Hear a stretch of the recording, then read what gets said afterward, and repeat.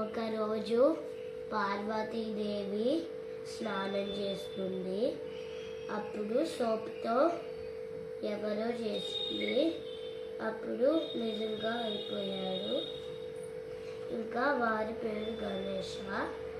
ఇంకా పార్వతీమాత చెప్పింది గణేశుడికి, గణేష్ ఎవరినైనా లోపలికి రావనివ్వకు అని చెప్పింది.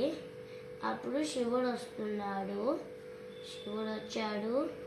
అప్పుడు గణేశుడు ఏం చెప్పాడంటే, నిన్ను ఎందుకు ఇక్కడికి వస్తున్నావు?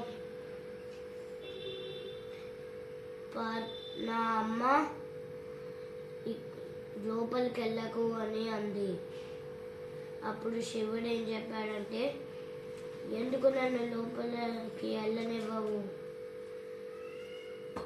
అప్పుడు గణేశుడు ఏం చెప్పాడంటే, నిన్ను వెళ్ళనివ్వను.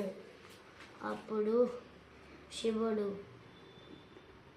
త్రిశూలంతో కట్ ఆఫ్ చేశాడు హెడ్ గణేశుడిది. అప్పుడు పార్వతీదేవి చూసింది. అప్పుడు ఎందుకు నువ్వు ఇలా చేసావు నా సన్నుకి అని చెప్పింది పార్వతి. అప్పుడు శివుడు నర్వస్గా అయ్యాడు. అప్పుడు ఒక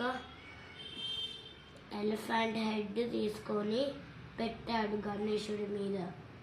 అప్పుడు లేచాడు. ఇది గణేశుడి స్టోరీ. సూపర్.